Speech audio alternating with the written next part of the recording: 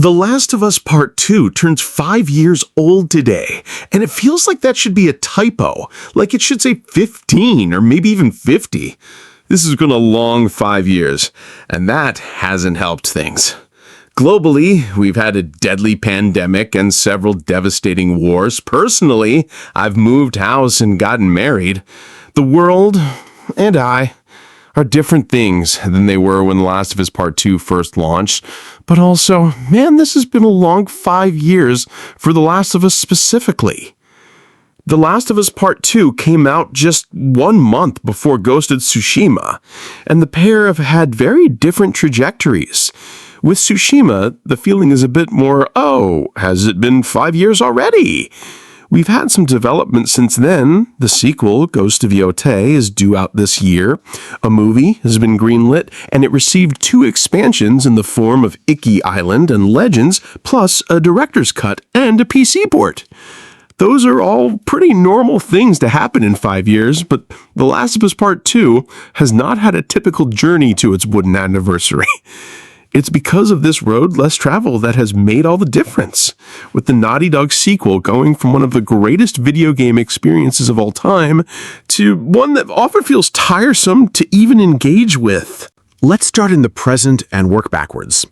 The most recent entry into the 5-year headline hot streak, keeping The Last of Us incessantly in the news, is the TV show, which aired its second season, comprised of the first half of the second game, earlier this year.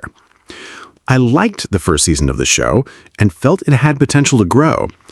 I think the second season of the show still has potential to grow. I'm less bullish on the liking part this time around. My fear for the second season started with the casting.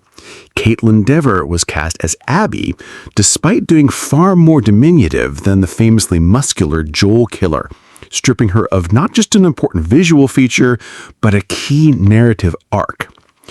Likewise, Isabella Merced joining as Dina made it seem likely, as was indeed the case, that Dina's Jewishness would be erased, cutting a key connection to the old world, as well as removing an important rumination on the weight of trauma and hope that the scene at the synagogue gave us.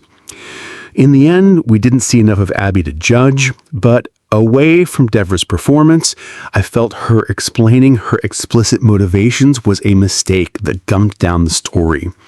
Conversely, I thought Merced had maybe the best performance of the season, but too many changes to Tina's nature, narrative, mangling her queer identity, having her push Ellie into action, made her a less compelling character overall. To that end, Ellie was made more likable and less beset by greed-stricken rage, which meant rearranging the behavior of all the other characters, mostly for the worst. Put simply, I didn't like the second season to The Last of Us Part 2, and frustratingly, what it most served to remind me was how much I do love the game, how clever its storytelling is, how painfully believable its characters are, how committed it is to its nihilistic worldview that we are all capable of violent self-destruction. It's a brave game in a lot of ways, and not a very brave television show. But that's just the latest in a long line of churning spins that have curled The Last of Us Part 2 in my mind. There's also the fact it feels like the game has never gone away. In the past 5 years, The Last of Us Part 2, hailed as one of the finest technical achievements in gaming at launch, mind you, has already been remastered. So too is the original game, which, as a 2013 title, may well have been due an upgrade if you subscribe to the idea that older games must be incessantly polished, which I don't.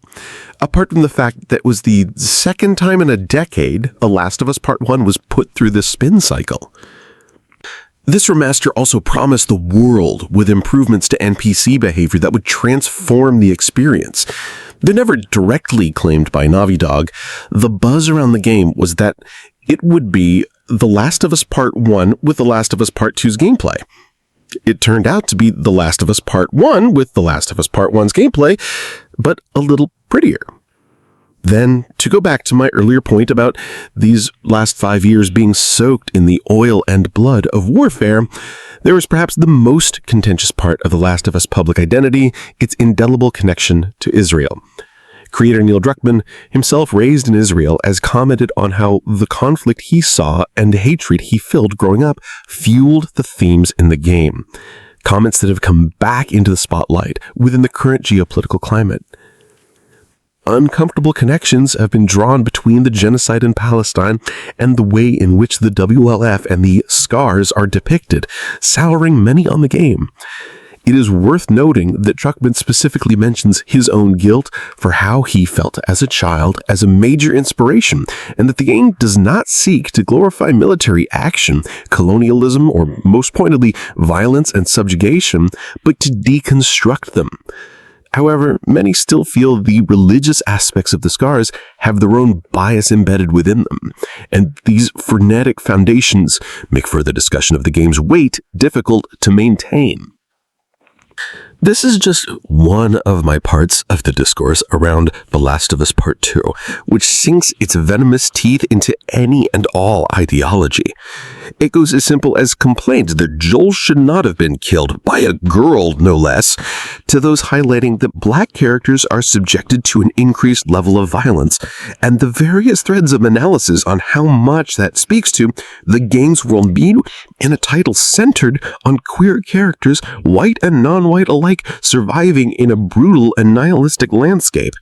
The game's depictions of panic attacks, its breakdown of gender roles, its heavy-handed approach to queer history, its heartbreaking tragedy, all of these make the game worthy of further discussion. And some of these discussions can be fascinating, but all of them together are just so loud. It makes talking about the game a chore at best and impossible at worst. We're not looking back on The Last of Us Part 2 5 years on, because 5 years have not passed. It has always been here in our lives, in our thoughts. I used to love The Last of Us Part 2, but the lack of absence has made my heart lose its fondness.